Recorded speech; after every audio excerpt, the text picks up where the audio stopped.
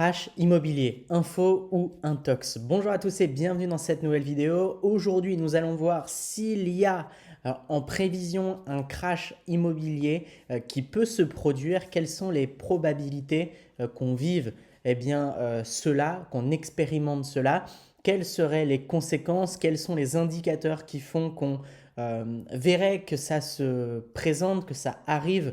C'est ce que l'on va voir dans cette vidéo. Donc, je vais répondre à cette question qui m'a été posée à de nombreuses reprises. Mais avant toute chose, si ce n'est pas déjà fait, vous avez la possibilité de vous inscrire à une formation offerte disponible dans la description.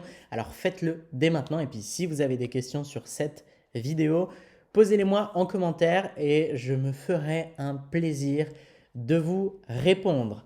Alors, crash immobilier, info ou intox, avant toute chose, qu'est-ce qu'un crash immobilier?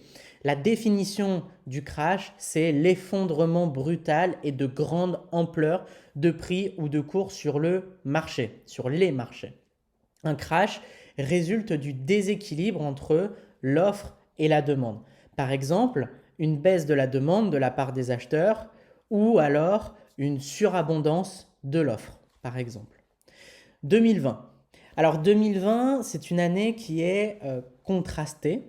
Du coup, je ne vous fais pas de débrief sur 2021 parce que l'année n'est pas terminée. On a un recul sur 2020. On sait que c'est une année contrastée parce on a vécu un début d'année qui est positif, mais qui a été suivi d'un arrêt total du marché de l'immobilier avec le premier et le deuxième confinement qui est arrivé quelques mois plus tard. Les agents immobiliers ne faisaient pas de visites, les propriétaires n'autorisaient pas les visites. C'était vraiment très très lent, les notaires ne travaillaient pas, donc voilà, ça a pris du retard. Il y a eu une grande pause, mais pourtant, on a comme conclusion une bonne année dans l'ensemble avec un prix moyen en augmentation de 2,1% et un volume de transactions au global qui est plutôt positif parce qu'on est à un peu moins d'1 million de transactions, à 990 000 exactement. Donc c'est une belle année. C'est aussi une année un peu trompe-l'œil parce qu'on a souvent tendance à se focaliser sur l'évolution des prix dans les grandes villes. Et en 2020, comme je viens de vous le partager, on a un bon résultat. Et ce, malgré une baisse des prix dans les grandes villes au profit du coup des villes de moyenne taille et de la campagne. Et je vous donne un exemple avec les prix à Paris. Si on regarde les 2 dernières années, au global, on a une augmentation de 3,9. Donc une augmentation assez importante du coup sur les 2 dernières années. Pourtant, sur les 12 derniers mois, donc sur une partie de l'année 2020 et sur une partie de l'année 2021, on est sur moins 2,6%.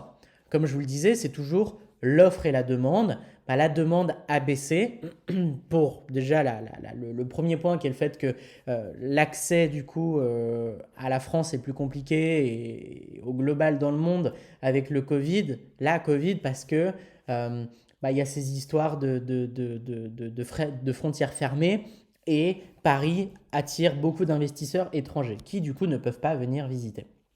Première des choses. Deuxième des choses, on a beaucoup de Parisiens qui se sont rendus compte que ils ne voulaient plus vivre à Paris en fait. Donc ils sont partis dans la campagne. Et on a en plus qui vient soutenir en fait le fait que les gens se rendent compte qu'ils en ont marre de la ville, beaucoup de personnes qui du coup sont en télétravail aujourd'hui. Le télétravail se généralise. Même après le Covid, on sait qu'il y a beaucoup d'entreprises qui continueront à faire du télétravail.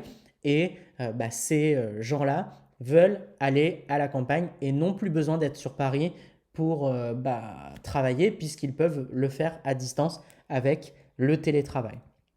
Donc on a 2 piliers qui soutiennent l'immobilier en 2021. Le premier, c'est la confiance des ménages. C'est un contexte immobilier favorable et sûr. Pourquoi? Parce que en période de crise économique et sanitaire, d'instabilité, d'incertitude envers l'avenir financier et global, globalement sanitaire aussi, les gens ont une baisse de confiance envers les banques, veulent aussi se créer des revenus par eux-mêmes parce qu'ils se rendent compte que leur travail, même s'il y a un CDI, n'est pas une très grande sécurité. Et on a aujourd'hui beaucoup d'hommes et de femmes qui ont 55 ans et qui se disent que s'ils perdent leur travail, ils n'en retrouveront très probablement pas. Donc, ils veulent se créer des revenus. On a une baisse de confiance envers les banques. Donc, on cash out, on prend son argent, on le sort et on l'investit dans l'immobilier qui est une valeur refuge, qui est la valeur la plus stable en période de crise avec, en règle générale, l'or. Sauf que l'or est beaucoup trop cher, il faut l'acheter avant la crise et avant justement toutes ces périodes d'insécurité. Et l'or ne produit pas de rendement, contrairement à l'immobilier qui d'ailleurs répond à un besoin primaire. C'est le premier point. Le deuxième point, le deuxième pilier, c'est qu'on a des taux d'emprunt qui sont très très bas, historiquement bas.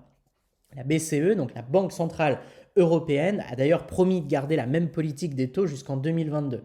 Et on a derrière, alors c'est uniquement sur les résidences principales, mais un assouplissement des règles liées au taux d'endettement. On passe de 33 à 35% de taux d'endettement. Mais si vous êtes primo-accédant, rien ne vous empêche de faire passer votre financement pour une résidence principale et de le mettre ensuite en locatif. Voilà. Donc, il y a différents éléments qui sont annonciateurs d'une baisse des prix. Ça peut être le délai d'écoulement des biens. Donc, si ce délai s'allonge trop, les acheteurs sont amenés à baisser leur prix pour pouvoir conclure une transaction. Le deuxième, ça va être la marge de négociation. Donc, la marge de négociation, ça illustre le rapport de force entre vendeur et acheteur. C'est toujours l'offre et la demande. Si il y a peu de demandes, beaucoup d'offres, on a une négociation qui est beaucoup plus simple. Si on a beaucoup de demandes et peu d'offres, on a une négociation qui est beaucoup plus compliquée parce qu'on est sur un marché tendu. Et on a derrière l'ITI, c'est l'indice de tension immobilière que vous pouvez retrouver et consulter par exemple sur meilleursagents.com, qui est l'indicateur de la dynamique du marché et de son évolution à moyen terme. Et on va voir en fonction justement de l'offre et de la demande si les prix dans les prochains mois vont stagner, augmenter ou baisser. C'est un très bon indicateur.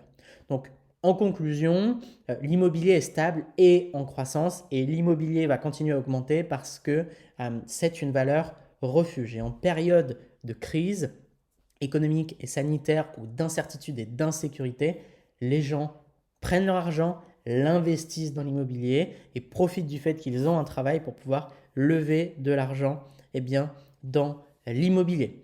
Voilà, j'arrive à la fin de cette vidéo. Si ce n'est pas déjà fait, abonnez-vous à la chaîne YouTube pour ne rater aucune des futures vidéos. On parle de haut rendement sur cette chaîne, on parle d'investissement immobilier et on parle de stratégie financière et d'optimisation patrimoniale. Si vous avez des questions, posez-les-moi en commentaire, mettez-moi un like pour soutenir cette vidéo et cette chaîne. Et si vous souhaitez aller plus loin, il y a deux possibilités qui s'offrent à vous. 1. S'inscrire à la formation offerte les 9 étapes pour se créer une retraite anticipée avec l'immobilier disponible dans la description. Vous cliquez sur le lien, vous mettez votre prénom, votre email et votre place est confirmée et on vous envoie ça directement. Et si vous avez déjà consulté cette vidéo, que vous êtes au clair sur notre process de transformation, que vous avez de l'épargne, des revenus stables et donc une capacité d'emprunt intéressante et que vous souhaitez passer à l'action dès maintenant, vous faire accompagner par une équipe d'experts, vous avez un deuxième lien qui va vous permettre de réserver un appel avec un de nos conseillers immobiliers pour qu'on puisse analyser votre situation et voir dans quelle mesure nous pouvons vous accompagner dans ce projet d'investissement immobilier. Voilà, je vous dis à très vite pour une prochaine vidéo. C'était Baptiste. Ciao, ciao.